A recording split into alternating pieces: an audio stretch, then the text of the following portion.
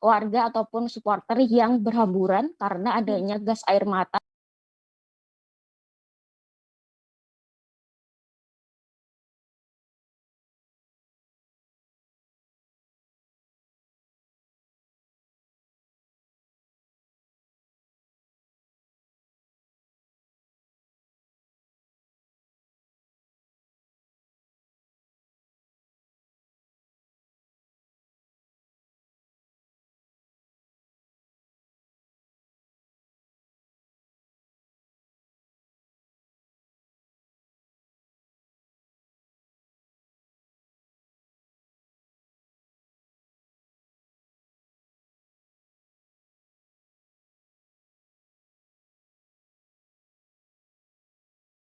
Halo, selamat siang.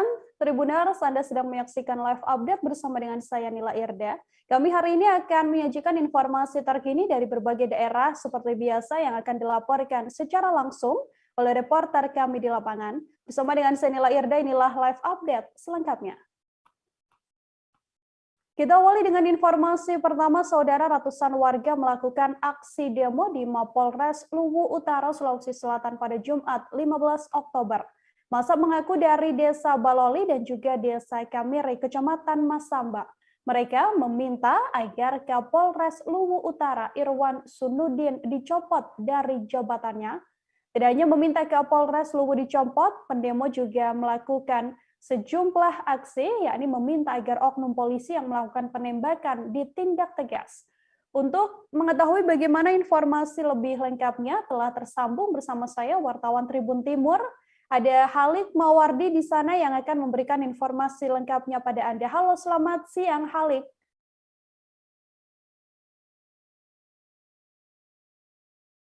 Halo Halik, selamat siang.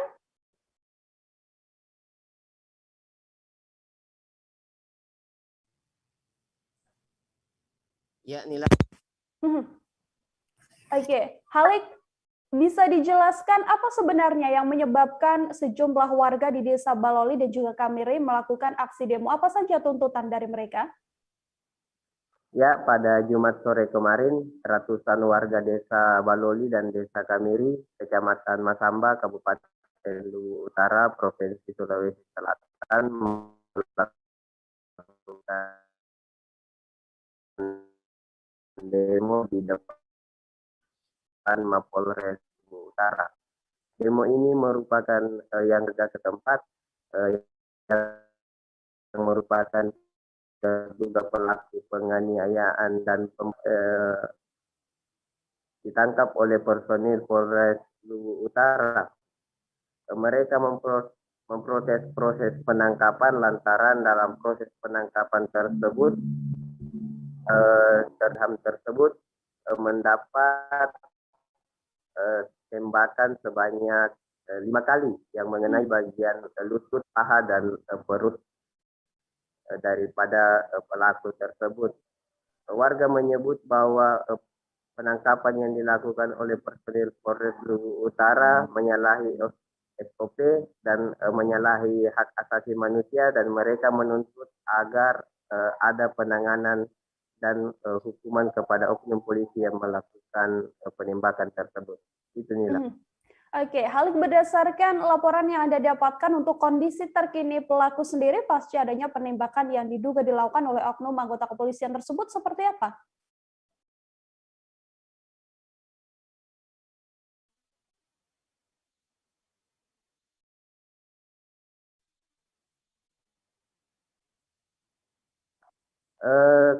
Oknum pelaku di Jema Masamba, ia kritis kurang lebih 1 minggu mulai dari proses saya saat ini di pelaku Ilham masih dalam kritis. 2 Maret Kapolres pelaku, Kapolres mengatakan kunjungannya tersebut sebagai bentuk kemanusiaan. Itu. Oke, Halik, kami sedikit mengalami kendala audio dengan Anda. Mungkin bisa kembali dijelaskan untuk lebih detailnya setelah adanya tuntutan agar Kapolres Luwu ini dicopot dari jabatannya. Tanggapan dari Kapolres sendiri seperti apa, Halik? Kapolres sendiri mengatakan bahwa oknum polisi yang melakukan penangkapan telah diproses oleh Propam dan ia berjanji dalam proses penanganan oknum anggotanya tersebut terbuka kepada masyarakat dan tidak akan membela anggotanya menyalahi prosedur yang ada. Ia akan menyampaikan masyarakat. Oke, artinya memang Kapolres mengatakan akan menindak tegas oknum polisi yang diduga melakukan penembakan dan melanggar hak asasi manusia. Saudara, terima kasih banyak Halik Mawardi, wartawan Tribun Timur, atas laporan Anda. Kita beralih ke informasi selanjutnya. Saudara, sejumlah siswa MTS Harapan Baru Ponpes Cijantung Desa Dewasari, Cijanjing, Ciamis, Jawa Barat meninggal dunia saat mengikuti kegiatan susur sungai. Seorang korban tewas akibat tragedi maut menyusuri sungai tersebut telah dimakamkan pada Sabtu pagi tadi. Korban diantaranya adalah Dea Rizky yang merupakan warga desa Sukasari, Kecamatan Jigi, Kabupaten Majalengka. Jasad korban telah tiba di rumah duka pada pagi dini hari tadi. Untuk mengetahui bagaimana informasi lebih lengkapnya terkait kegiatan susur sungai yang menelan korban jiwa ini, telah tersambung bersama saya, wartawan Tribun Cirebon, ada Eki Yulianto yang akan memberikan informasinya pada Anda. Halo Eki, selamat siang. Siang. Oke.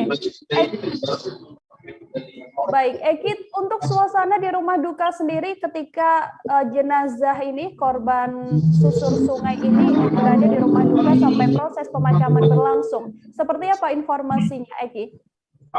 Ya, baik Nila, diketahui ya bahwa ada 2 warga Kabupaten Majalengka yang menjadi korban dalam tragedi maut susur sungai ya di Kabupaten Ciamis pada Jumat kemarin ya. Nah, pantauan saya di lokasi baik dari keluarga duka pelajar bernama Dea dan Aldo. Nah, keduanya telah dimakamkan ya pagi tadi di pemakaman umum ya setempat. Nah, di pantauan saya di rumah Dea sendiri, baik keluarga, kerabat maupun tetangga dari korban ya sudah memenuhi rumah duka ya di blok Sukamanik, Desa Sukasari, Kecamatan Cikijing. Tampak dari semua yang hadir kelihatan sedih dengan adanya kabar kepulangan Dea Rizky di pagi tadi ya. Saat proses pemakaman sendiri bertempat di pemakaman umum ya desa setempat, di mana ratusan warga ikut mengantar ya, tak terkecuali orang tua dari Dea Rizky yang juga ikut menyaksikan anaknya ya, untuk terakhir kalinya ya. Nah, ibu dari Dea juga yang bernama Siti Maimunah yang pagi tadi mengenakan kerudung abu-abu sangat terpukul ya kelihatannya dengan kepergian anaknya. Terlihat ibu Dea juga ini tampak menangis seolah-olah tak percaya ya dengan peristiwa maut ini. Keluarga sendiri mengetahui kabar bahwa Dea Rizky meninggal dari kakaknya yang memang bersekolah juga di lokasi yang sama ya dengan Dea. Malam hari kemarin bahwa kakaknya mengabarkan bahwa Dea meninggal dunia ya akibat tenggelam. Nah, mendengar informasi tersebut, orang tua dari Dea langsung berangkat menuju Ciamis hingga akhirnya membawa jasad korban dan dimakamkan di Desa Sukasari, Kecamatan Cikijing. Oke, kemudian dari keterangan pihak keluarga, kapan terakhir kali keluarga ini bertemu dengan korban? Ya, menurut keterangan dari ayah dari Dea ya bernama Saidin Alju, bahwa pekan lalu keluarga sempat menjenguk Dea ya di pondok pesantrennya ya di Kabupaten Ciamis. Nah, saat itu keluarga jenguk langsung korban. Dalam pertemuan pekan lalu itu, menurut Saidin proses pertemuan berjalan biasa ya, tak ada tanda-tanda apapun sebelum peristiwa naas ya menyusuri Sungai Cileer Ciamis merenggut nyawa anaknya. Nah, tapi menurut keterangan dari ayah juga bahwa saat pertemuan terakhir itu si Dea ini tampak ingin sekali berfoto bersama ya dengan keluarga gitu. Nah, tapi saat itu memang ayahnya tidak merasa apa-apa hingga akhirnya ya saat ini mendapatkan kabar bahwa anaknya telah tiada. Nila. Untuk keluarga sendiri terkait kegiatan sekolah susur sungai yang dilakukan oleh Dea Rizky ini, apakah memang dari pihak keluarga mengetahui bahwa korban ini mempunyai sebuah kegiatan sekolah, Eki? Ya, menurut keterangan dari ayah Anda juga bahwa keluarga tidak mengetahui ya adanya kegiatan yang kabarnya entah itu kegiatan menyusuri sungai atau pramuka ya yang bertema mengenal alam. Nah, keluarga baru tahu dari penjelasan kakaknya yang mengabarkan bahwa malam kemarin Dea Rizky telah meninggal dunia akibat tenggelam. Nah, setelah keluarga datang langsung ke Ciamis, nah keluarga itu diberi penjelasan oleh pihak sekolah maupun pondok pesantrennya bahwa peristiwa tersebut diakibatkan karena kegiatan sekolah yang mana kegiatannya menyusuri sungai ya. Namun karena mungkin tidak dalam keadaan safety atau pengaman yang mumpuni ya. Jadi ada beberapa korban ya dalam peristiwa tersebut. Nila. Baik, terima kasih banyak Eki atas informasinya untuk mengetahui bagaimana pernyataan lengkap dari orang tua Dea Rizky, seorang korban kegiatan sekolah susur sungai. Saudara, berikut liputannya untuk Anda. Itu katanya lagi kegiatan pramuka mungkin. Nah, itu ada istilahnya pengenalan alam lingkungan gitulah. Nah, jadi itu gitu. Jadi lagi mengutan sampah di kali-kali itu katanya. Itu banyak gitu semua di pinggir kali, mungkin terpeleset atau gimana kurang tahu kalau kejadiannya gimana. Dia itu kelas berapa sih, Pak?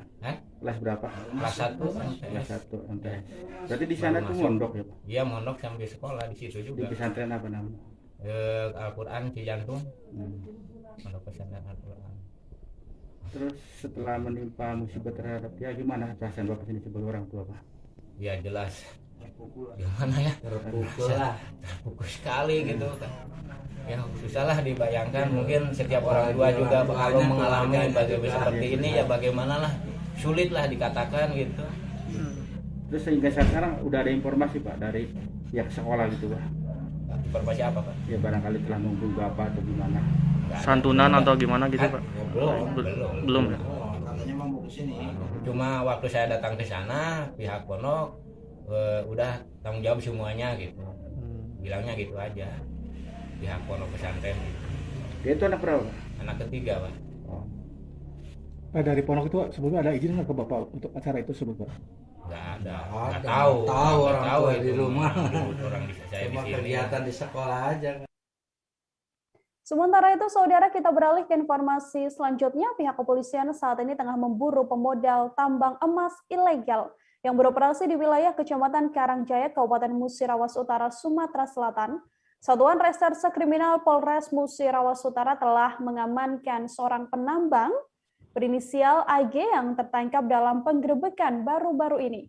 Tersangka merupakan warga asal Pati, Jawa Tengah yang mengaku bahwa dirinya hanya buruh tambang liar yang bekerja dengan pemodal sejak 3 bulan lalu. Untuk mengetahui bagaimana informasi lebih lengkapnya, telah tersambung bersama saya ada Rahmat Aizullah, wartawan Tribun Sumsel yang akan memberikan informasinya pada Anda. Halo, selamat siang Rahmat. Selamat siang Nila. Oke, Rahmat, terkait adanya pemodal tambang emas ilegal ini, apakah pihak kepolisian sudah berhasil mengantongi siapa identitas dari pelaku? Baik Nila dan Tribuners, memang sejak polisi melakukan penggerebekan di wilayah Kecamatan Karangjaya, Kabupaten Musirawas Utara, Sumatera Selatan, polisi berhasil menangkap seorang tersangka berinisial AG. Dari keterangan tersangka ini, polisi mendapat informasi bahwa dia dan juga rekan-rekannya yang melakukan penambangan emas liar di wilayah Kecamatan Karangjaya itu mereka mengaku hanya sebagai buruh dan bekerja dengan pemodal atau cukong maksud kami. Ya, mereka baru bekerja selama 3 bulan di tambang tersebut.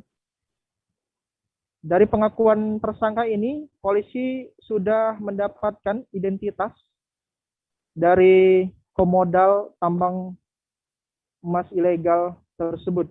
Nah, untuk identitasnya sendiri itu, identitas pemodal tambang emas ini yaitu berinisial DM yang merupakan warga Kabupaten Pati, Jawa Tengah. Inilah. Oke, kemudian setelah adanya diketahui identitas pemodal tambang emas ilegal ini, upaya dari pihak kepolisian untuk penanganan kasus ini seperti apa, Rahmat? Apakah pelaku ini kemudian sudah berhasil ditangkap juga? Baik, jadi polisi masih terus melakukan pendalaman untuk mengungkap kasus penambangan emas ilegal ini. Setelah mendapati beberapa informasi dari tersangka yang sudah ditangkap, polisi kemudian menelusuri alamat dari pemodal tempat mereka bekerja. Polisi mendapati informasi yaitu di Kabupaten Pati, Jawa Tengah. Kemudian polisi langsung melakukan penggerebekan di rumah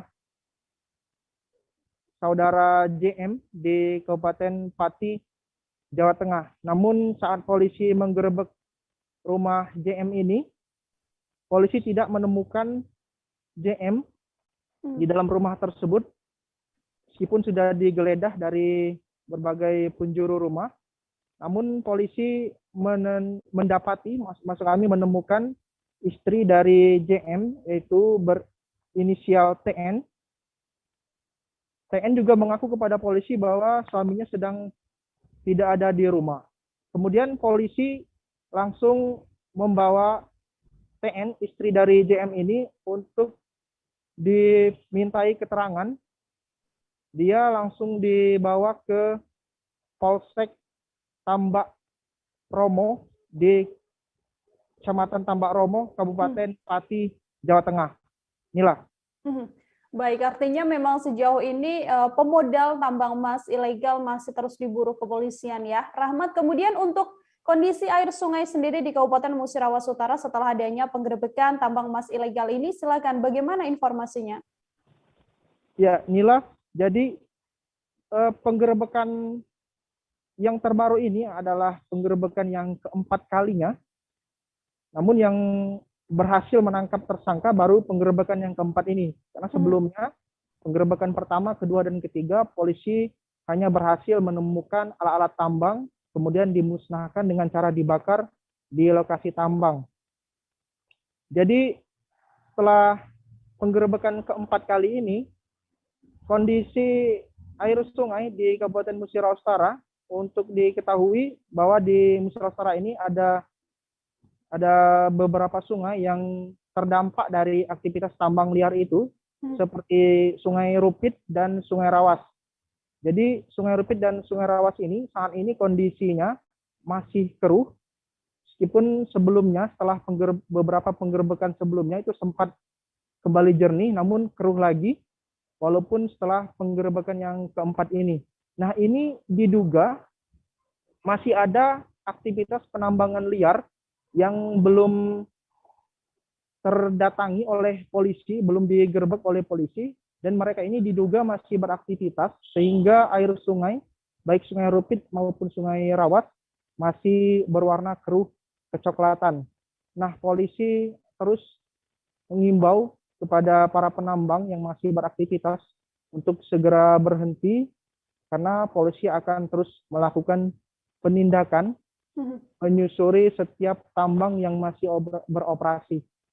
Pemerintah Kabupaten Musirawas Utara juga dalam berbagai kesempatan selalu menyampaikan kepada masyarakat, khususnya di wilayah Kecamatan Karangjaya, untuk menghentikan aktivitas penambangan liar ini, karena selain menyalahi aturan, aktivitas mereka juga mengganggu kenyamanan orang banyak. Maksud kami merugikan orang banyak karena memang Sungai Rupit maupun Sungai Rawas ini melewati 4 kecamatan. Jadi mayoritas warga di Kabupaten Musirawas Utara ini memanfaatkan air sungai untuk kebutuhan sehari-hari. Sehingga kalau misalnya sungainya keruh, jadi masyarakat mengalami krisis air bersih. Begitu Nila. Baik, Rahmat Aizullah, wartawan Tribun Sumsel, terima kasih banyak atas laporan Anda. Selamat bertugas kembali. Kita akan jeda sejenak, saudara. Setelah ini masih akan ada beragam informasi yang akan kami hadirkan untuk Anda. Tetap di live update. Oke, apa kabar Bang Arifki di sini untuk strateginya? Kalau saya sendiri di Jumit 37 ini yang semalam baru mulai, Apa yang saya dirasakan udah Kak Fernita? Sebenarnya aku nggak ngerasa itu penangkapan atau penggerebegan atau apapun itu. Karena gitu loh, posisinya aku Kriteria. Jadi kita mengenal disebut dengan stroke yang tidak berdarah dengan stroke yang berdarah. Stroke yang tidak berdarah itu biasanya ditandai dengan adanya penyumbatan. Kalau itu terjadi di sini mungkin pikirnya tidak ke situ kali ya, tapi kalau di Korea atau di Kamboja itu ada beberapa paper yang saya itu Mas, ya, dulunya tukang koran. Oh gitu ya. Tukang koran. Ya, saya baca itu Pak. Tuh kan pernah baca kan? Ya. Jadi kalau saya jadi tanggam itu udah bersyukur banget. Si anak ini dijadikan sebagai tersangka begitu. Ya, kalau ini kita bicara yang di luar kasus Bongombo ya. Dengan nama hujan shower, di mana terdapat batas jelas antara daerah hujan dan tidak hujan yang biasanya terjadi pada fase awal mature stage atau tahap berbahaya dewasa. itu Kang. Jadi mulai artinya terjadinya perlembekan. Nah itu untuk penetrasi akan sulit. Gitu ya. Dok, saya ini menurut saya memang tidak mudah. Bukan urusan tanah diambil. Kalau misalnya Amerika Serikat sekarang, Rasulullah mengatakan di dalam sebuah hadis bahwa berpuasa di 6 hari Syawal itu. Oke, apa kabar Bang Arifki di sini untuk strateginya? Kalau saya sendiri di Jumit 37 ini yang semalam baru mulai, Apa yang saya dirasakan udah Kak Fernita? sebenarnya aku nggak ngerasa itu penangkapan atau penggerebegan atau apapun itu. Karena gitu loh, posisinya aku Kriteria. Jadi kita mengenal disebut dengan stroke yang tidak berdarah dengan stroke yang berdarah. Stroke yang tidak berdarah itu biasanya ditandai dengan adanya penyumbatan. kalau itu terjadi di sini mungkin pikirnya tidak ke situ kali ya, tapi kalau di Korea atau di Kamboja itu ada beberapa paper yang Saya itu Mas, Ya. dulunya tukang koran. Oh gitu ya. Tukang koran. Ya, saya baca itu Pak. Tuh kan pernah baca kan? Ya. Jadi kalau saya jadi tanggam itu udah bersyukur banget. Si anak ini dijadikan sebagai tersangka begitu. Ya, kalau ini kita. Terima kasih Anda masih bersama dengan Sanila Irda dalam live update siang ini, saudara. Kita beralih ke informasi selanjutnya. Brigadir NP oknum polisi yang membanting mahasiswa saat aksi demo di hari ulang tahun Kabupaten Tangerang kini resmi ditahan di ruang tahanan Ditpropam Polda Banten. Oknum polisi tersebut ditahan sejak Rabu 13 Oktober kemarin dan telah diperiksa secara maraton. Selain diperiksa oleh Divisi Propam Mabes Polri, NP juga diperiksa oleh Ditpropam Polda Banten. Untuk mengetahui bagaimana informasi selengkapnya terkait sanksi yang dikenakan untuk oknum polisi ini, tersambung bersama saya wartawan Tribun Banten, ada Ahmad Tajudin di sana yang akan memberikan informasi lengkapnya pada Anda. Halo, selamat siang Tajudin. Halo, selamat siang Nila. Tajudin, bisa Anda jelaskan lebih detail bagaimana saat ini penanganan Ditpropam Polda Banten untuk Brigadir NP, oknum polisi yang viral ya membanting mahasiswa. Apakah memang benar sudah resmi ditahan oleh kepolisian? Baik Nila, Brigadir NP oknum polisi banting mahasiswa saat demonstrasi di HUT Kabupaten Tangerang pada Rabu kemarin, kini ditahan di ruang tahanan Ditpropam Polda Banten.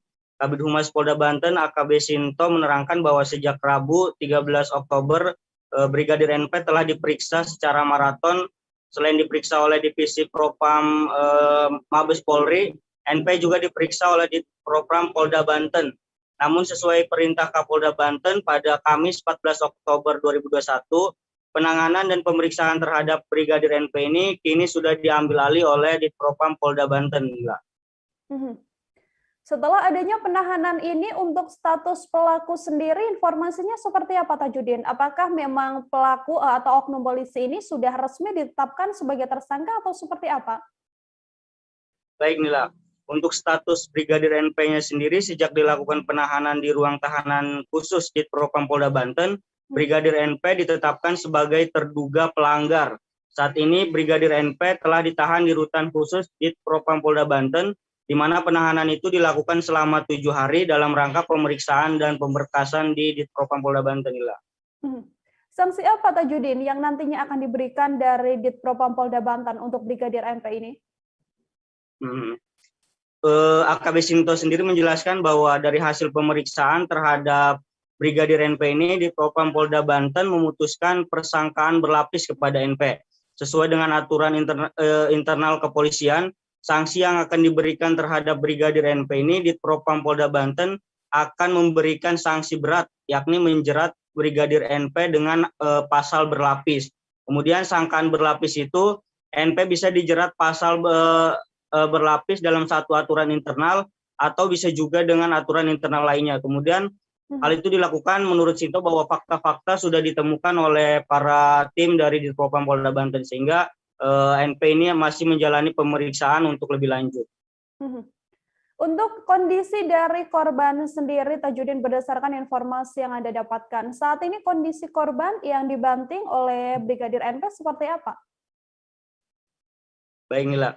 Untuk kondisi terakhirnya sendiri dari korban bernama Faris ini, dia sedang menjalani perawatan di RS Ciputra, namun situasi saat ini menurut informasi yang diterima terbaru bahwa Faris saat ini sudah diperbolehkan pulang dan kondisinya sendiri Faris saat ini sedang dalam keadaan sehat walafiat. Hal itu disampaikan oleh Bupati Kabupaten Tangerang didampingi dengan Kapolres Tangerang pada hari ini, Nila. Oke, terima kasih banyak Tajudin atas laporan Anda. Tajudin tadi juga telah menghimpun wawancara saudara dengan Kabid Humas Polda Banten, AKBP Sinto Bina Gunawan Silitonga. Berikut liputannya untuk Anda. Maka penanganan dan pemeriksaan terhadap Brigadir NP sudah diambil alih oleh Ditpropam Polda Banten. Jadi penanganan dan pemeriksaan terhadap NP ada di Ditpropam Polda Banten. Informasi selanjutnya, dari hasil pemeriksaan terhadap Brigadir NP, maka Ditpropam Polda Banten menggunakan persangkaan berlapis sesuai dengan aturan internal kepolisian, sehingga diharapkan ini merupakan kesungguhan bahwa sanksi yang akan diberikan terhadap NP juga menjadi lebih berat. Saat ini saudara NP ditempatkan di ruang tahanan Ditpropam Polda Banten.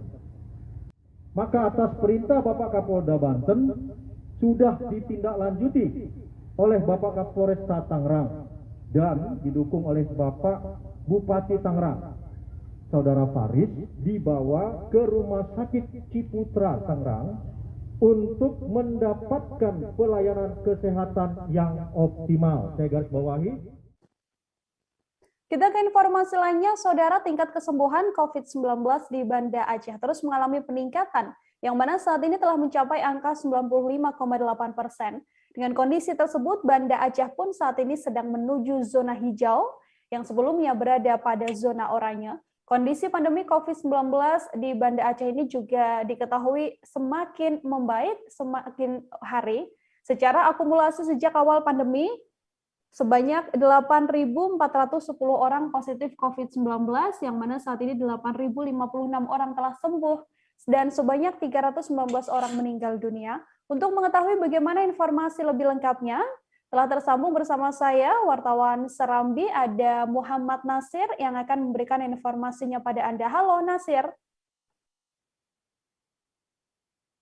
Ya, Nila, kondisi pandemi COVID di Banda Aceh saat ini sudah semakin membaik dari beberapa bulan sebelumnya.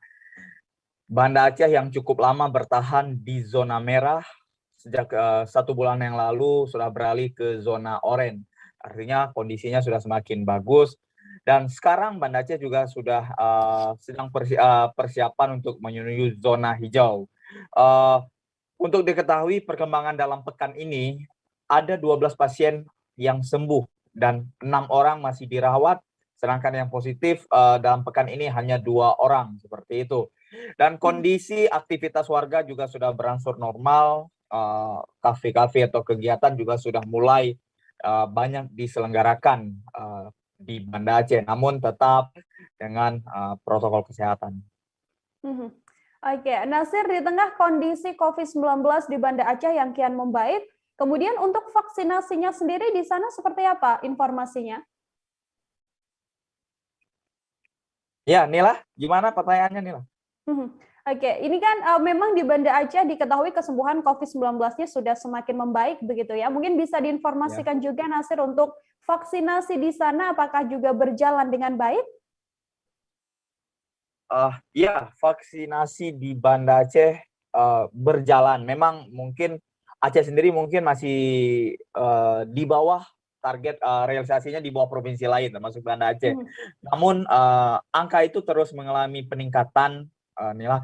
Penyebabnya memang saat ini vaksinasi dilaksanakan secara tersebar di banyak tempat, termasuk mendatangi desa-desa, di kantor desa secara semacam tour semacam seperti itu, mengunjungi desa-desa, dan saat ini juga bisa dilaksanakan di Puskesmas, dan ada satu tempat yaitu Banda Aceh Convention Center yang setiap hari membuka layanan vaksinasi.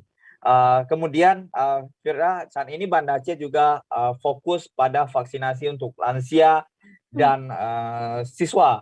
Untuk lansia sendiri, dari 13.000 lansia yang ada di Banda Aceh, pekan ini ditargetkan bisa mencapai 5,3 ribu lansia yang divaksinasi. Apalagi dalam pekan ini ada gap year vaksinasi yang diselenggarakan selama 3 hari yang lalu. Oke, artinya vaksinasi berjalan, kondisi COVID-19 juga semakin membaik.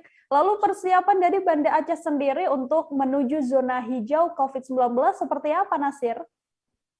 Ya, salah satu upaya menuju zona hijau, Nila, salah satunya adalah mengejar angka vaksinasi. Nah, inilah yang saat ini sedang gencar dilakukan Banda Aceh melalui gap year vaksinasi yang terus berlangsung. Dan berdasarkan aturan memang salah satu menuju zona hijau itu angka vaksinasi untuk lansia itu meningkat. Nah, makanya Banda Aceh pekan ini menargetkan 5.000 lansia sudah tervaksinasi. Saat ini kalau saya tidak salah ada sekitar 4.000 lebih yang sudah tervaksinasi. Mungkin di pekan ini bisa tercapai.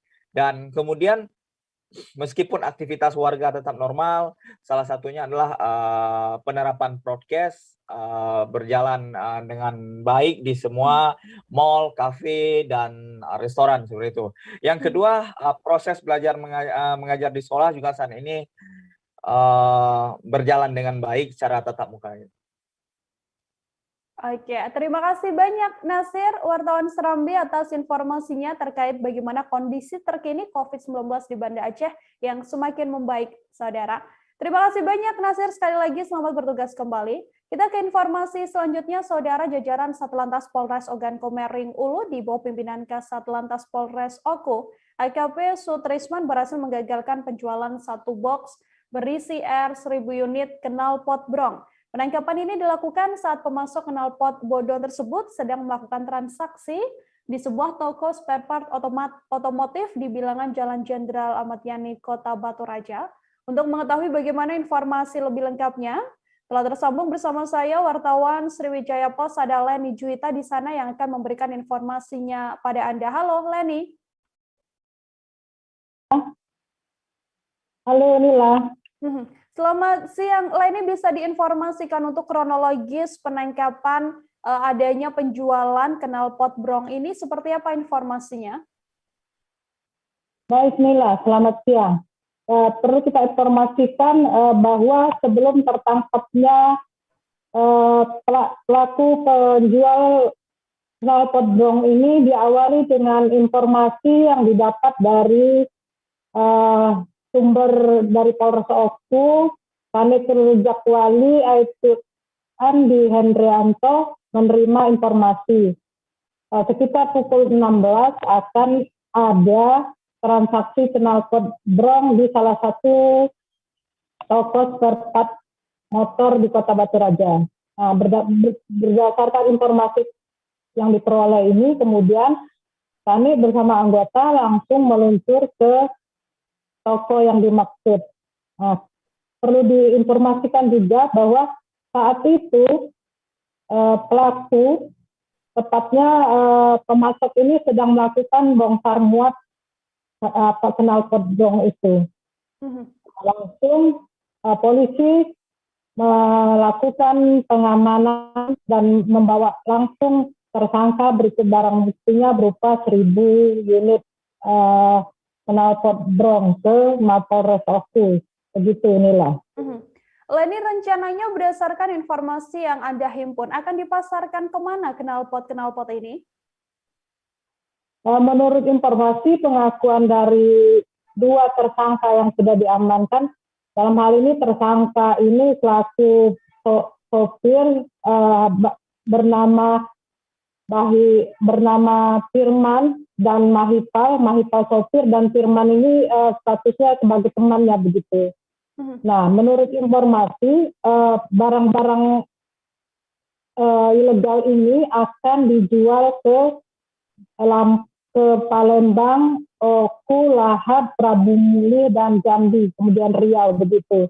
Namun karena keburu ketangkap oleh polisi sehingga rencana penjualan knalpot brong ini berhasil digagalkan. Kita informasikan bahwa menurut pengakuan kedua sopir dan keneknya ini bahwa operasi penjualan knalpot brong ini sebenarnya sudah berjalan bertahun-tahun Nila. Namun selama COVID-19 ini ada penyekatan sehingga selama waktu penyekatan itu mereka tidak beroperasi.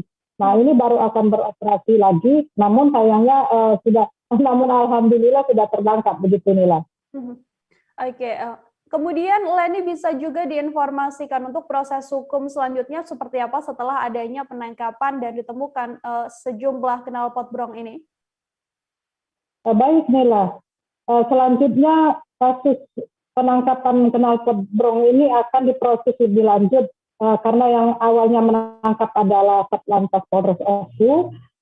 Polres Oku belum bisa menangani ini karena mereka tidak punya kewenangan untuk kriminalnya, namun untuk sementara kedua pelaku ini ditilang karena kendaraan yang digunakan untuk mengangkut knalpot brong ini tidak sesuai peruntukannya begitu Nila. Namun setelah diproses diminta keterangan dengan tindakan penilangan, selanjutnya kasus ini diserahkan kepada Satreskrim Polres Oku begitu Nila untuk selanjutnya dilakukan pengusutan lebih lanjut. Saat ini barang bukti sudah dilimpahkan ke Reskrim Polres Oku begitu Nila. Untuk mengetahui bagaimana informasi lebih lengkapnya, saudara wartawan kami tadi juga telah menghimpun wawancara dengan Kanit Kamsolibda Dedi Iskandar, kemudian Kapolres Oku AKBP Danu Agus Purnomo, dan juga Kasat Lantas Polres Oku AKP Sutrisman. Berikut laporannya untuk Anda. Kami telah berhasil mengamankan knalpot brong yang dibawa oleh sebuah kendaraan yang pada saat kami cek ternyata dari sisi kelayakan maupun dari sisi administrasi berlalu lintas itu tidak sesuai dengan ketentuan perundang-undangan, sehingga telah kami amankan. Kemudian pada saat kami amankan tersebut ternyata di dalamnya itu kami menemukan jumlah yang sangat besar terkait dengan knalpot yang masuk dari wilayah Jawa Tengah dan rencananya akan didistribusikan di wilayah Sumatera Selatan, salah satunya di Kabupaten Ogan Komering Ulu ini. Terkait hal tersebut, kami saat ini terus berkoordinasi dengan fungsi pembina kami, kemudian termasuk dengan fungsi Reskrim terkait dengan kira-kira pasal yang akan digunakan terkait masalah knalpot brong ini. Kami berupaya secara simultan dan secara serius menanggapi berbagai keluhan di masyarakat karena permasalahan knalpot brong ini pun juga sudah menjadi atensi pimpinan, khususnya pada pelaksanaan operasi patuh lalu. Kami masih akan kembali seusai jeda, saudara tetap di live update. Oke, apa kabar Bang Arifki di sini untuk strateginya? Kalau saya sendiri di Jumip 37 ini yang semalam baru mulai, saya udah Sebenarnya aku nggak ngerasa itu penangkapan atau penggerebegan atau apapun itu. Karena gitu, posisinya aku kriteria. Jadi kita mengenal disebut dengan stroke yang tidak berdarah dengan stroke yang berdarah. Stroke yang tidak berdarah itu biasanya ditandai dengan adanya penyumbatan. Kalau itu terjadi di sini mungkin pikirnya tidak ke situ kali ya. Tapi kalau di Korea atau di Kamboja itu ada beberapa paper yang Saya itu Mas, dulunya tukang koran. Oh gitu ya. Tukang koran. Ya, saya baca itu Pak. Tuh kan pernah baca kan? Jadi kalau saya jadi Pangdam itu udah bersyukur banget. Si anak ini dijadikan sebagai tersangka begitu. Ya, kalau ini kita bicara yang di luar kasus Kebon Ombo ya. Dikenal dengan nama hujan shower, di mana terdapat batas jelas antara daerah hujan dan tidak hujan yang biasanya terjadi pada fase awal mature stage atau tahap Berbahaya dewasa. itu Kang. Jadi mulai artinya terjadinya perlembekan. Nah itu untuk penetrasi akan sulit gitu ya. Dok, saya ini menurut saya memang tidak mudah, bukan urusan tanah diambil. Kalau misalnya Amerika Serikat sekarang, Rasulullah mengatakan dalam sebuah hadis bahwa berpuasa di 6 hari Syawal itu. Oke, apa kabar Bang Arifki di sini untuk strateginya? Kalau saya sendiri di Jumip 37 ini yang semalam baru mulai, saya udah Sebenarnya aku nggak ngerasa itu penangkapan atau penggerebegan atau apapun itu.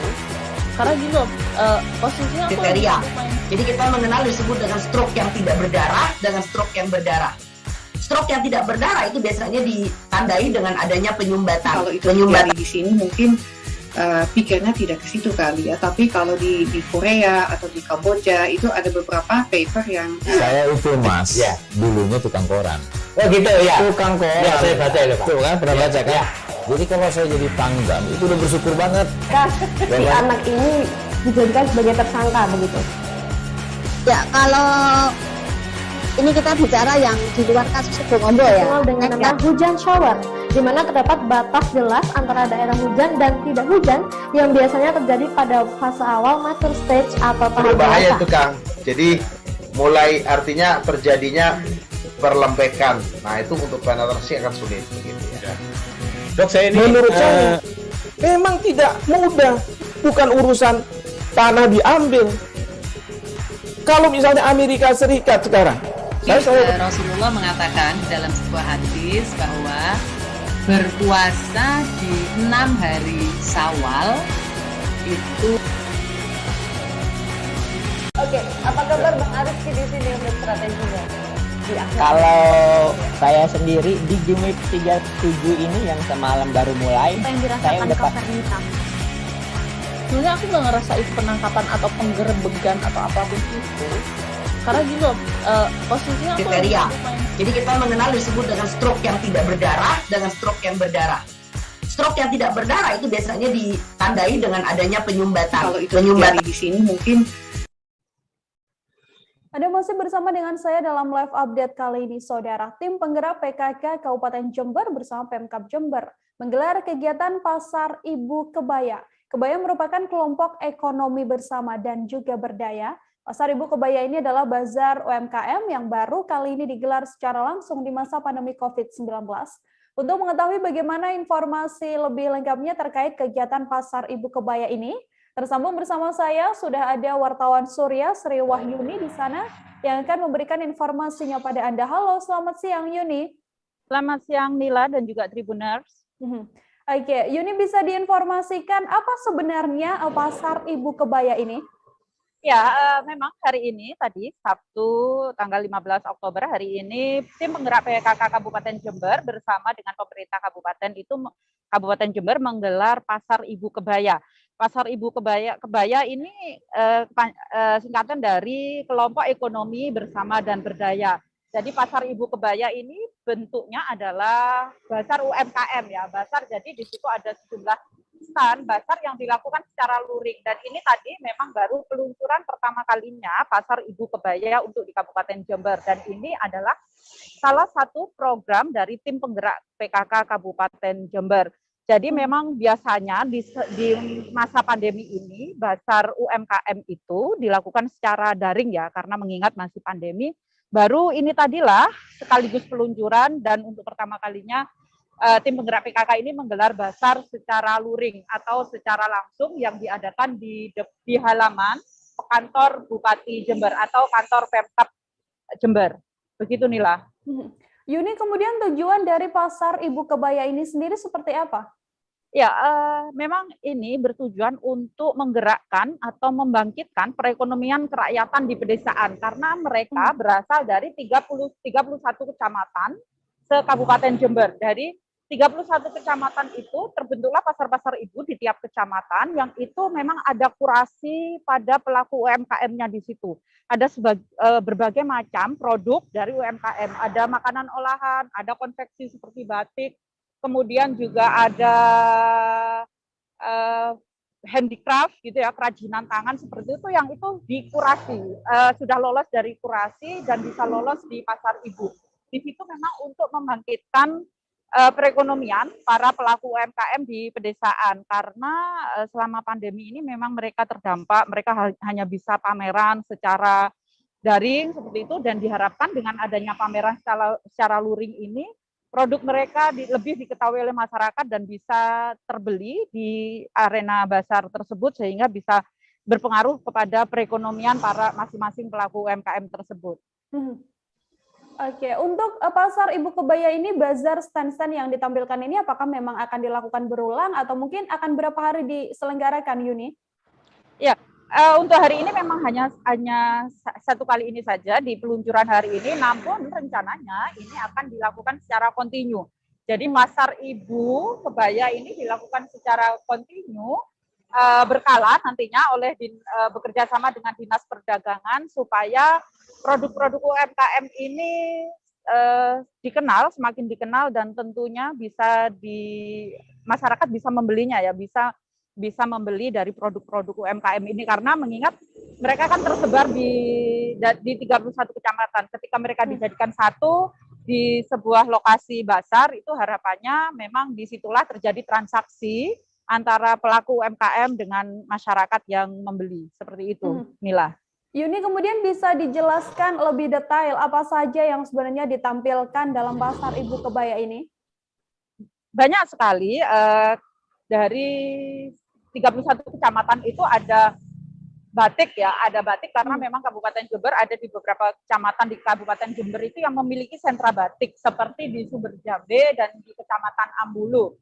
Mereka produksi batik tulis maupun batik cap. Kemudian juga makanan olahan itu macam-macam. Seperti yang tadi sempat saya wawancarai dari Kecamatan Silo, itu mereka menampilkan sereal dari bekatul.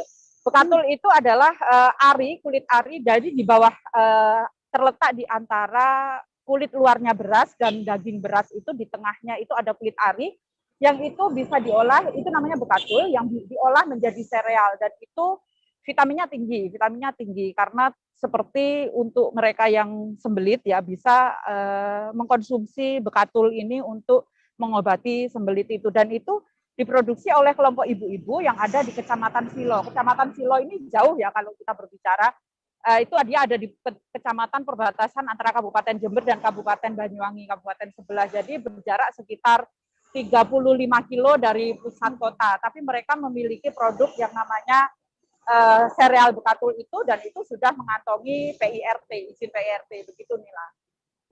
Baik, terima kasih banyak Yuni, wartawan Surya, atas laporan Anda terkait Pasar Ibu Kebaya. Selamat bertugas kembali. Kita ke informasi lainnya, saudara, satu warung dan satu rumah di Jalan Maijen Ricudu depan lapangan Samber Lampung dilalap si jago merah pada Jumat 15 Oktober. Diduga pemicu kebakaran satu ruko dan satu rumah ini lantaran ledakan kompor gas. Insiden ini diketahui terjadi saat seorang staf ruko sedang memasak ayam dan tiba-tiba api membesar hingga langsung menyambar benda lain. Untuk mengetahui bagaimana informasi lebih lengkapnya, tersambung bersama saya, wartawan Tribun Lampung, ada Indra Simanjuntak yang akan memberikan informasinya pada Anda. Halo, selamat siang Indra. Siang Nila. Indra, bisa Anda jelaskan untuk kronologis terjadinya kebakaran di sebuah warung di Kota Metro ini? Benarkah sudah dikonfirmasi kepolisian apa sebenarnya penyebab kebakaran ini? Iya, jadi dari hasil di lapangan, itu dari petugas damkar, api ini berawal dari sebuah warung fried chicken. Kebetulan stafnya lagi memasak atau lagi menggoreng, kemudian kompor gasnya seperti meledak atau apinya membesar. Karena membesar, apinya kemudian menyambar. Nah, kebetulan di belakang warung ini ada satu rumah. Pemilik rumah dan pemilik warung itu kebetulan satu, tapi untuk warungnya disewakan. Nah, kemudian api membesar, sehingga terjadi kebakaran yang menghanguskan warung dan juga satu rumah yang berdampingan. Demikian, Nila. Untuk proses pemadaman kebakarannya sendiri seperti apa informasinya, Indra? Ya, dari hasil keterangan yang kita terima di lapangan, kebakaran terjadi sekitar pukul 12.30 atau 12.45 sekitar itu. Selepas sholat Jumat, petugas pemadam kebakaran itu ditelepon oleh korban. Kemudian mereka turun, yang pertama itu menggunakan satu tim, cuman karena api sudah membesar, ditambah lagi 2 unit damkar. Jadi total 3 damkar diterjunkan untuk menjinakkan kobaran api dengan 24 petugas. Demikian, Nila. Adakah korban jiwa dari kebakaran ini, Indra, berdasarkan informasi yang Anda dapatkan? Untuk korban jiwa sendiri tidak ada, tapi untuk kerugian yang kita data sudah pasti, walaupun sampai saat ini kami belum menerima total kerugian berapa, tapi dari wawancara kita dengan korban itu ada 1 sepeda motor, kemudian perabotan rumah tangga seperti kulkas dan lain-lain, serta bangunan itu sendiri, karena kedua bangunan ini hancur. Begitu, Nila. Oke, terima kasih banyak Indra Simanjuntak, wartawan Tribun Lampung, atas laporan Anda. Selamat bertugas kembali. Kita ke informasi lainnya, Saudara. Wabu Bulungan dan sejumlah Forkopimda menerima gelar adat dari Lembaga Adat Kesultanan Bulungan atau LAKB bertempat di Rumah Besar Tanjung Palas. Ketua Lembaga Adat Kesultanan Bulungan, Datu Buyung Perkasa, mengatakan penerima gelar wajib dipanggil sesuai gelarnya. Apabila tidak akan mendapatkan hukuman.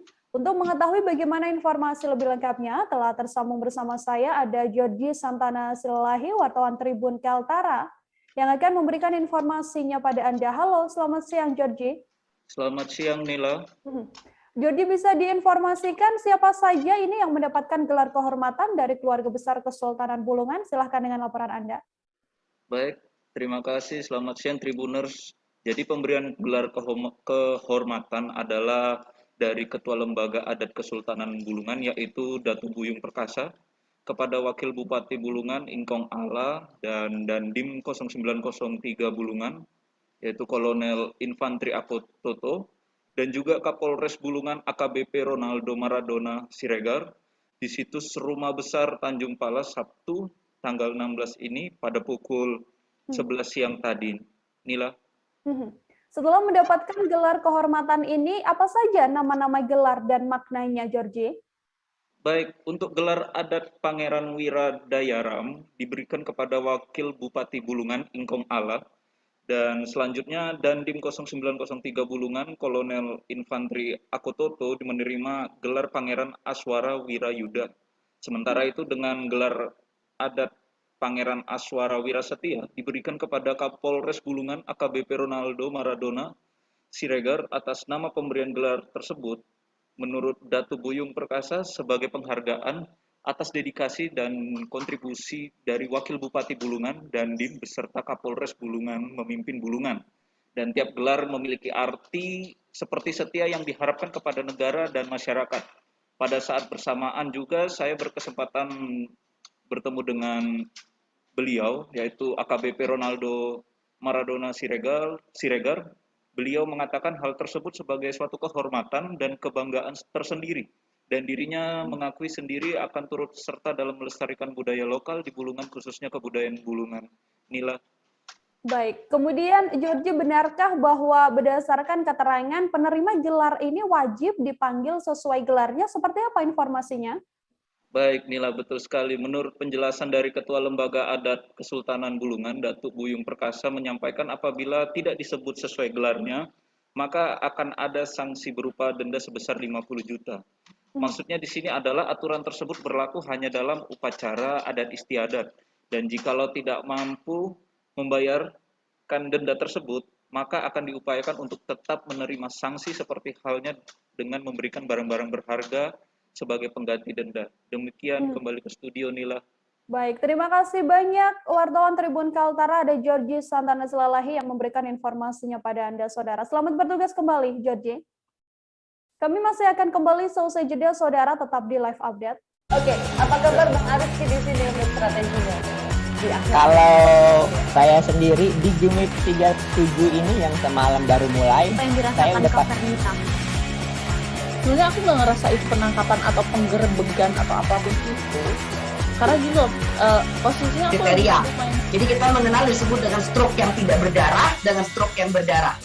Stroke yang tidak berdarah itu biasanya ditandai dengan adanya penyumbatan. Kalau itu terjadi di sini mungkin pikirnya tidak ke situ kali ya, tapi kalau di Korea atau di Kamboja itu ada beberapa paper yang saya itu mas, ya dulunya tukang koran.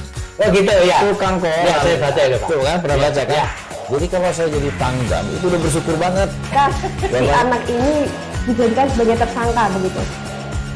Ya kalau ini kita bicara yang di luar kasus Sibolombo ya. Dengan nama hujan shower, di mana terdapat batas jelas antara daerah hujan dan tidak hujan yang biasanya terjadi pada fase awal mature stage atau tahap berbahaya itu Kang. Jadi mulai artinya terjadinya perlembekan. Nah itu untuk penetrasi akan sulit. Gitu ya. Dok, saya ini menurut saya memang tidak mudah. Bukan urusan tanah diambil. Kalau misalnya Amerika Serikat sekarang, Rasulullah mengatakan dalam sebuah hadis bahwa berpuasa di 6 hari Syawal itu. Oke, apa kabar Bang Arif di sini untuk strateginya?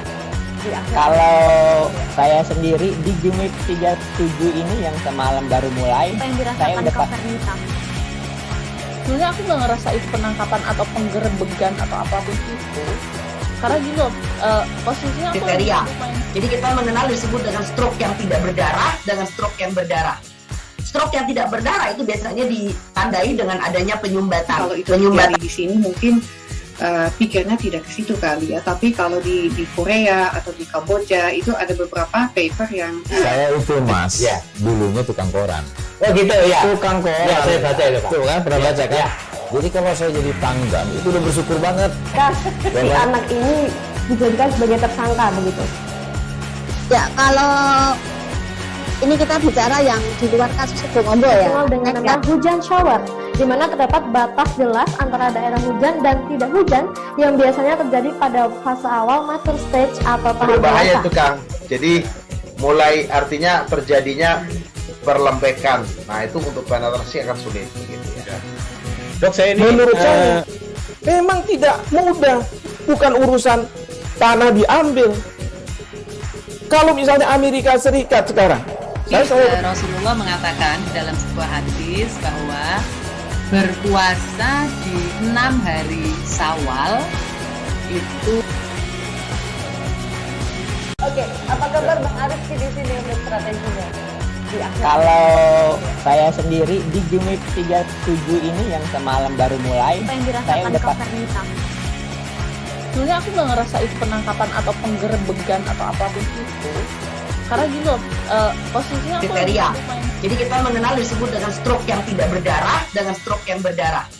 Stroke yang tidak berdarah itu biasanya ditandai dengan adanya penyumbatan. Kalau itu terjadi di sini mungkin pikirnya tidak ke situ kali ya, tapi kalau di Korea atau di Kamboja itu ada beberapa paper yang saya itu mas, ya dulunya tukang koran. Oh gitu ya, tukang koran. Ya, saya baca itu Pak. Tuh kan pernah baca kan? Ya. Jadi kalau saya jadi tanggam itu udah bersyukur banget. Si anak ini dijadikan sebagai tersangka begitu. Ya kalau ini kita bicara yang di luar kasus Sibolombo ya. Dengan nama hujan shower, di mana terdapat batas jelas antara daerah hujan dan tidak hujan yang biasanya terjadi pada fase awal mature stage atau tahap berbahaya dewasa. itu Kang. Jadi mulai artinya terjadinya perlembekan. Nah itu untuk penetrasi akan sulit. Gitu ya. Dok, saya ini menurut saya memang tidak mudah, bukan urusan tanah diambil. Kalau misalnya Amerika Serikat sekarang, Rasulullah mengatakan dalam sebuah hadis bahwa berpuasa di 6 hari Syawal itu. Oke, apa kabar Bang Arif di sini untuk strateginya?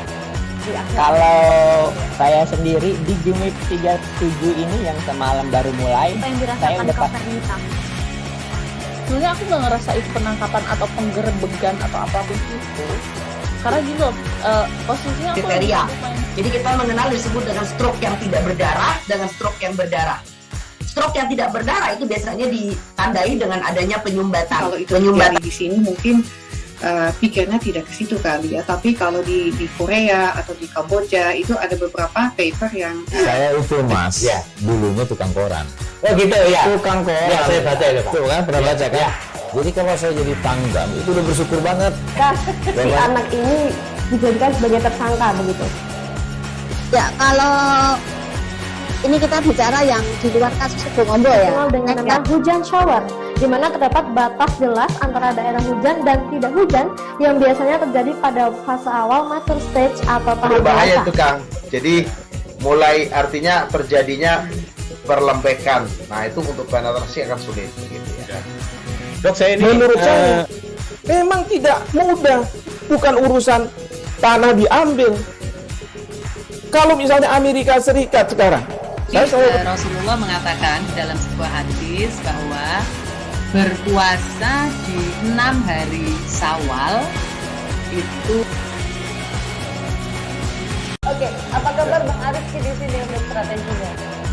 Kalau saya sendiri di Jumip 37 ini yang semalam baru mulai, saya udah sebenarnya aku nggak ngerasa itu penangkapan atau penggerebegan atau apapun itu, karena gini loh, posisinya aku kriteria. Jadi kita mengenal disebut dengan stroke yang. Ada masih menyaksikan live update bersama dengan saya Nila Irda, saudara. Kita beralih ke informasi selanjutnya dari Solo, Jawa Tengah. Laga sepak bola yang digelar di Solo lagi-lagi diwarnai dengan konvoi dan pengerahan massa dengan jumlah besar. Laga Liga 1 antara PSS Sleman versus Barito yang digelar di Stadion Manahan Solo misalnya. Sejumlah pria mengendarai sepeda motor plat AB berkonvoi hendak memasuki kota Solo. Mereka kemudian tampak dicegat dan diamankan kepolisian sekitar pukul 20 waktu Indonesia Barat. Untuk mengetahui bagaimana informasi selengkapnya telah tersambung bersama saya wartawan Tribun Solo ada Fristin Intan yang akan memberikan informasinya pada Anda. Halo, selamat siang Fristin. Selamat siang Firda. Fristin, bisa diinformasikan untuk kronologi kericuhan sejumlah supporter di Solo, Jawa Tengah ini? Baik, terima kasih Firda. Terkait dengan kericuhan ataupun konvoi dari supporter PSS Sleman yang ada di kota Solo sekitar pukul 20 WIB pada hari kemarin, memang dari Kapolresta Solo, Kombes Pol Ade Safri Simanjuntak menyebutkan bahwa para supporter ini mengendarai motor berplat AB yang masuk di 2 pintu masuk kota Solo, yaitu di Pos Faroka sekitar 300 orang dan di Pos Makuta yaitu sejumlah 600 orang, sehingga di total sekitar 900 orang yang ingin masuk ke kota Solo. Namun dari hasil penyekatan dari pihak kepolisian ada 300 motor dan juga orang yang berhasil disekat, dan nantinya atau maksud saya saat itu juga langsung dilakukannya pengamanan dari pihak kepolisian. Dan dari hasil pengamanan itu memang ada 300 orang yang disekat dan dibawa ke Satlantas Polres Surakarta. Namun dari hasil itu juga bahwa di lapangan adanya kericuhan bermula dari para supporter PSS Sleman yang melempari batu kepada pihak kepolisian, sehingga saat dilakukannya pengamanan ataupun penyekatan, sehingga dari pihak kepolisian langsung memberikan perlawanan, memberikan gas air mata kepada supporter sehingga membuat para supporter ini berhamburan. Begitu, Nila. Oke, Fristin, sudahkah diketahui apa sebenarnya tujuan sejumlah pria ini yang melakukan konvoi di Solo? Baik, terkait dengan tujuan para supporter ini, salah satunya yaitu ingin bertemu dengan para pemain dan juga manajemen PSS Sleman yang ada di Stadion Manahan, dan juga ada masalah internal dari pihak supporter dengan manajemen sehingga membawa permasalahan itu ke kota Solo, begitu Nila. Oke, setelah pihak kepolisian melakukan penindakan dengan mengamankan sejumlah orang ini, apakah mereka kemudian dibubarkan atau diberikan sanksi atau seperti apa informasinya, Christine? Baik, pertama kali supporter datang ke kota Solo langsung dilakukannya penyekatan, dan memang dari hasil penyekatan itu banyak sekali warga ataupun supporter yang berhamburan karena adanya gas air mata yang diberikan oleh pihak kepolisian karena para supporter memberikan perlawanan dengan melempar batu. Setelah dilakukannya penyekatan ataupun pengamanan ini, berhasil 300 ataupun sekitar 300 orang yang diamankan dan dibawa ke Polresta Surakarta dengan menggunakan bis dari ataupun truk dari Satlantas ataupun dari kepolisian. Namun setelah dilakukannya pengamanan ini, memang sepeda motor juga diamankan, dan dari hasil itu bagi kendaraan yang lengkap tidak dilakukannya penilangan, namun dilakukannya penghimbauan saja kepada para supporter ini. Namun dari kendaraan yang tidak memiliki surat langsung dilakukannya penilangan sesuai dengan keterangan ataupun dari motor yang tidak memiliki surat-surat ataupun berknalpot brong. Nila. Oke, untuk mengetahui bagaimana informasi lebih lengkapnya, saudara wartawan kami telah menghimpun wawancara dengan Kapolresta Solo, Kombes Pol Adi Safri Simanjuntak. Berikut laporannya untuk Anda. Sekitar 300 supporter dari PSS Sleman dengan menggunakan sepeda motor roda 2 berboncengan. Ada sekitar 150 kendaraan yang kita amankan ke Mako 2 Polresta Surakarta ini untuk kemudian kita lakukan penindakan terkait dengan regulasi perundangan lalu lintas jalan, angkutan jalan yang dilanggar. Semua pelanggaran-pelanggaran atau kegiatan-kegiatan yang berpotensi menimbulkan kerumunan massa pasti akan kita tegakkan protokol kesehatan yang berlaku. Dan untuk mereka yang kondisi administrasi surat-surat kendaraannya lengkap, kita berikan edukasi seperti itu agar cukup mendukung dari rumah saja. Gitu ya. Kalaupun ada hal-hal lain yang terkait dengan internal permasalahan di internal manajemen PSS Sleman, silahkan itu diselesaikan di kota asalnya, gitu ya. Tidak dibawa-bawa ke sini kemudian membuat kegaduhan, membuat ketertiban umum maupun kondusivitas Kamtipmas maupun Kamsel Lantas di Kota Surakarta menjadi terganggu. Ya, kita mengantisipasi jangan sampai terjadi satu pelanggaran prokes di tengah pandemi saat ini. Kemudian yang kedua, kita mengantisipasi adanya bentrok antar massa supporter ini yang kita tidak inginkan. Terjadi antrean panjang, saudara, kendaraan truk di SPBU Simpang Pematang, Kabupaten Mesuji pada Jumat 15 Oktober kemarin. Antrean truk tersebut memanjang hingga terparkir di pinggir jalan lintas timur atau Jalintim. Sudah hampir seminggu pemilik kendaraan truk sulit mendapatkan bahan bakar jenis solar di sejumlah SPBU yang berada di Kabupaten Mesuji. Untuk mengetahui bagaimana informasi lebih lengkapnya, telah tersambung bersama saya ada Rangga Yusuf, wartawan Tribun Lampung, yang akan memberikan informasinya pada Anda. Halo, selamat siang, Rangga. Halo, selamat siang, rekan Nila. Rangga, bisa diinformasikan bagaimana situasi antrean panjang kendaraan yang hendak mengisi solar di SPBU Mesuji ini? Baik, rekan Nila, bisa saya sampaikan untuk kondisi antrian panjang kendaraan truk yang mengantri untuk mengisi bahan bakar solar itu terjadi di SPBU Simpang Pematang, Kecamatan Simpang Pematang, Kabupaten Mesuji, tepatnya di hari Jumat 15 Oktober 2021. Untuk jamnya sendiri dari pagi pukul 6 hingga dari siang hari pukul 1, antrian itu masih terus berlanjut gitu. Jadi bukan hanya di jam-jam sibuk saja, tetapi sepanjang SPBU memiliki solar, dipastikan antrian panjang akan terjadi begitu. Rangga, sudah berlangsung berapa lama kondisi kelangkaan solar ini dan sudahkah diketahui apa penyebabnya? Baik, rekan Nila, bisa saya laporkan ya. Berdasarkan informasi yang saya dapat dari Kepala Bagian Ekonomi dan Pembangunan Pemerintah Kabupaten Mesuji, Bapak Arif Arianto, mengatakan ya, untuk kelangkaan bahan bakar solar sendiri itu sudah berlangsung selama seminggu. Dan untuk upayanya sendiri, dari pihak pemerintah kabupaten sendiri belum bisa berkomentar. Sebab dari Sales Brand Manager Pertamina Kabupaten Mesuji sendiri belum bisa memberikan tanggapan. Sehingga dari pemerintah daerah sendiri untuk menyarankan mengkonfirmasi hal tersebut ke Pertamina Partaniaga bagian Sumbangsel begitu. Tetapi rekan Nila bisa saya sampaikan juga untuk kelangkaan bahan bakar solar ini bukan hanya terjadi di Kabupaten Mesuji saja, tetapi di seluruh Lampung memang kelangkaan solar bahan bakar itu sudah terjadi begitu. Sejauh ini sudahkah ada langkah konkret dari pihak terkait untuk mengatasi langkanya solar ini, Rangga? Baik rekan Nila, bisa saya laporkan ya. Jadi untuk pemerintah kabupaten sendiri sampai saat ini hanya sebatas memberikan usulan kuota bahan bakar solar dan juga pengawasan di lapangan. Terlebih untuk kewenangan lainnya, pemerintah Kabupaten Mesuji belum bisa berbuat begitu. Jadi untuk saat ini hanya sebatas seperti itu kewenangan yang bisa dilakukan. Gitu. Baik, terima kasih banyak Rangga Yusuf, wartawan Tribun Lampung atas laporan Anda. Selamat bertugas kembali, Rangga. Kita ke informasi selanjutnya, Saudara. News Skipan Tawangmangu menawarkan pada pengunjung sensasi bermalam di tengah hutan dengan konsep yang modern. Objek wisata ini terletak di Skipan Kelurahan Kalisor, Kecamatan Tawangmangu, Kabupaten Karanganyar. Jaraknya sekitar 29 km dari pusat pemerintahan Kabupaten Karanganyar.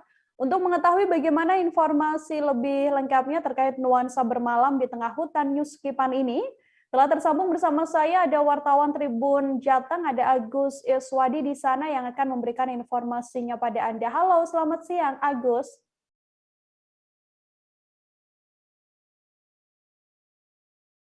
Agus, selamat siang. Selamat siang, Nila. Baik, Agus, bisa Anda ceritakan untuk inovasi yang ditawarkan pada pengunjung untuk objek wisata News Skipan ini? Silakan dengan laporan Anda. Baik, Nila, untuk kawasan yang dulunya diberi nama Bumi Perkemahan Skipan, pengelola telah melakukan inovasi sekira 1 tahun terakhir ini dengan menambah beberapa wahana. Apabila sebelumnya Bumi Perkemahan hanya sekedar kawasan yang digunakan untuk kegiatan outbound dan juga camping dengan mendirikan tenda, akan tetapi 1 tahun terakhir ini pengelola melakukan inovasi dengan menambah beberapa wahana seperti adanya penginapan dengan konsep glamping dan juga ada rumah pohon serta rumah Indian. Begitu, Nila. Oke, kemudian wahana-wahana lain yang mendukung adanya tempat wisata News Skipan ini juga apa saja, Agus? Ya, baik, untuk wahana pendukung ada beberapa yang disediakan oleh pengelola. Pengunjung yang mendatangi Skipan dapat memanfaatkan atau menyewa beberapa wahana seperti ATV, jeep, kuda, dan juga ada yang terbaru yaitu sepeda elektrik. Sehingga dengan mulai diperhalusnya akses di kawasan Skipan, para pengunjung dapat berkeliling sembari menikmati kawasan yang berada di News Skipan. Itu. Kemudian di tengah pandemi COVID-19 seperti saat ini, Agus, aturan operasional yang diberlakukan oleh pihak pengelola seperti apa? Ya, kaitannya dengan pengoperasian kembali News Skipan pasca diberlakukannya PPKM darurat kemarin, sebenarnya tidak ada aturan yang terbaru untuk yang diterapkan pengelola kepada pengunjung wisata, akan tetapi para pengunjung tetap diimbau supaya menerapkan protokol kesehatan selama berada di kawasan News Skipan. Selain itu, kaitannya dengan penggunaan aplikasi Peduli Lindungi, untuk sampai saat ini pengelola belum menerapkan aplikasi tersebut. Begitu, Nila. Oke, Agus, mungkin juga bisa dijelaskan sedikit terkait berapa biaya mungkin kalau misalnya ada pengunjung yang hendak menginap di Bumi Perkemahan dengan konsep di dalam hutan, begitu biaya yang harus dikocek seharga berapa? Baik, untuk tiket masuk sendiri per orang pengelola pengunjung dikenakan biaya tiket masuk sebesar 20.000 Akan tetapi ketika pengunjung hendak camping dengan mendirikan tenda, pengunjung cukup membayar sekitar 25.000.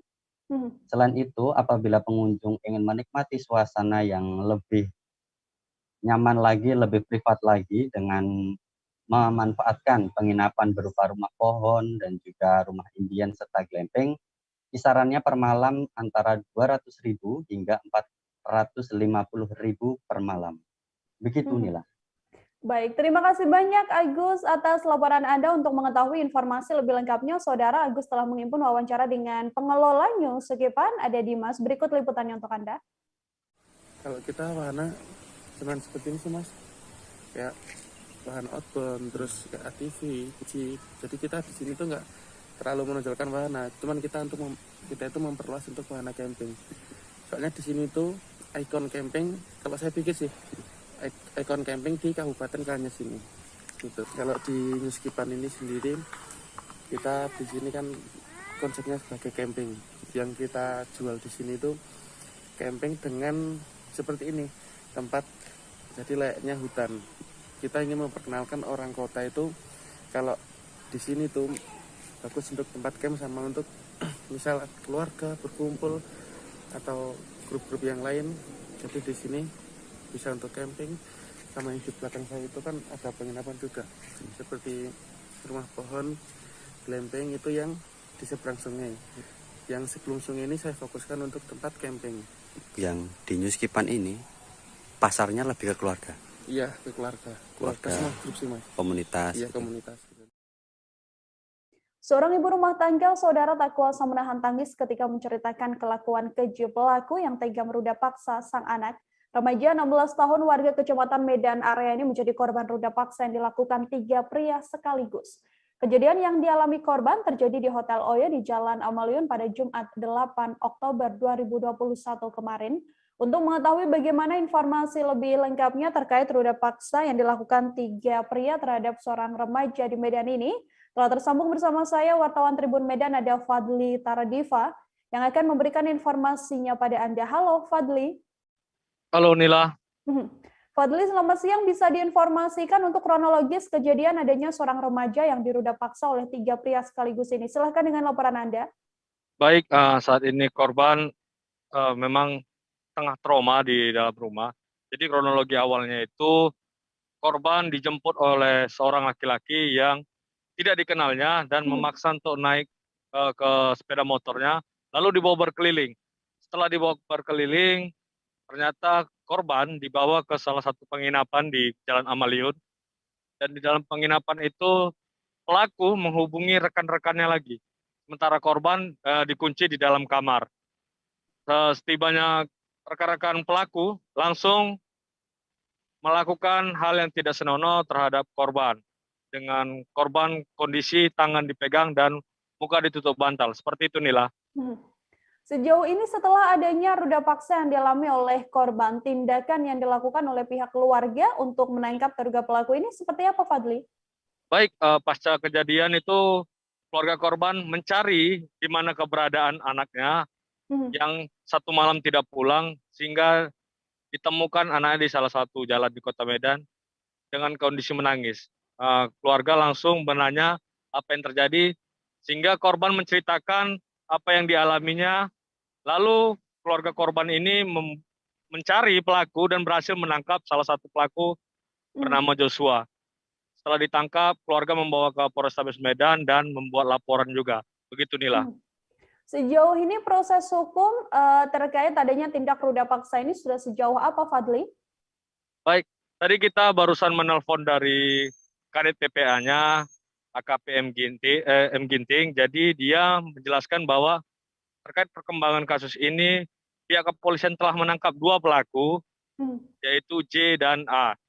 Nah, hingga saat ini memang prosesnya masih berlangsung, dan para pelaku ini akan diancam dengan hukuman 15 tahun penjara, Nila.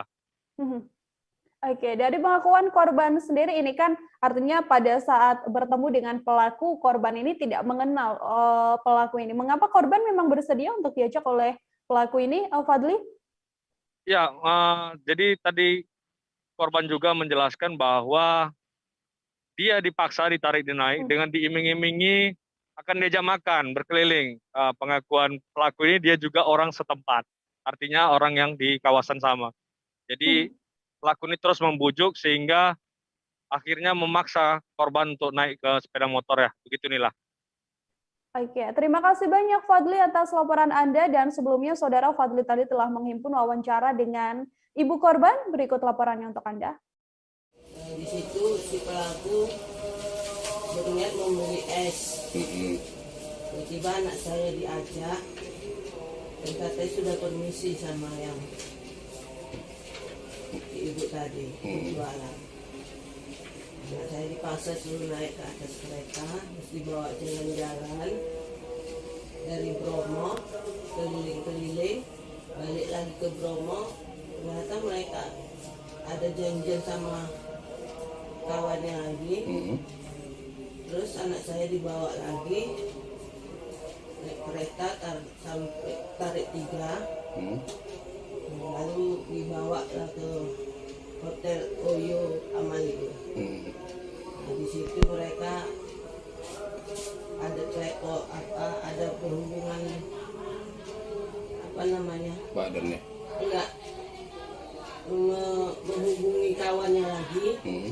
Ada beberapa kawan di situ, sekitar 7 orang mereka Pak. Jadi setelah datang temannya, dibawa anak saya masuk ke dalam.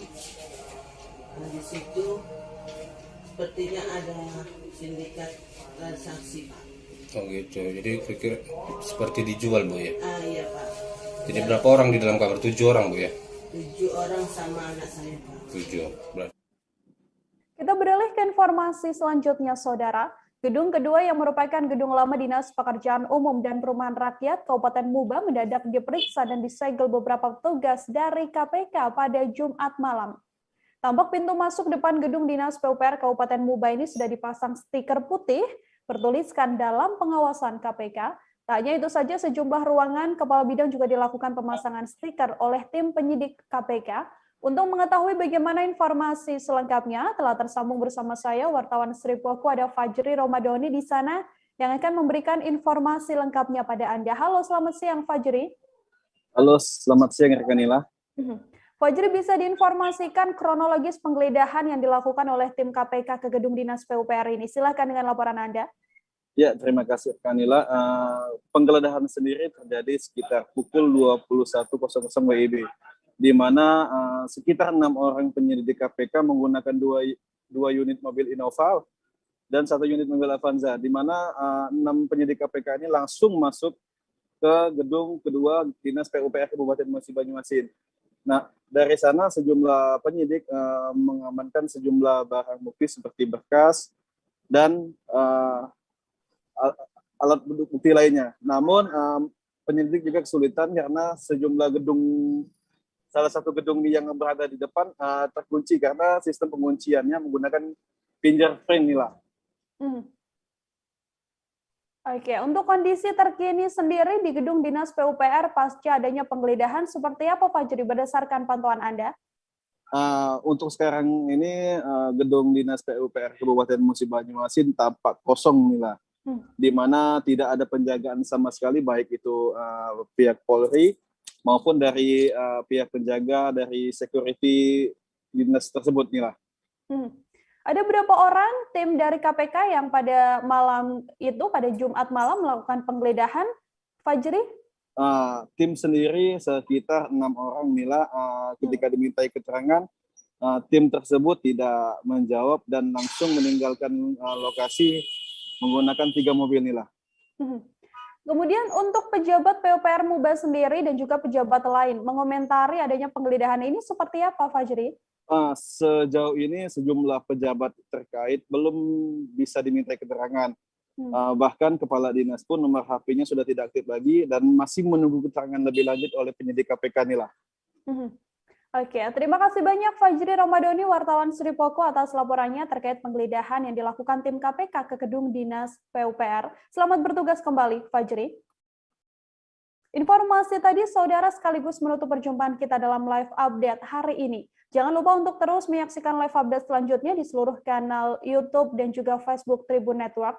Masih di tengah pandemi, kami terus mengingatkan Anda untuk selalu menerapkan protokol kesehatan dimanapun Anda berada. Saya Nila Irda beserta kru yang bertugas pamit undur diri. Terima kasih dan sampai jumpa. Jangan lupa like, subscribe, dan share ya!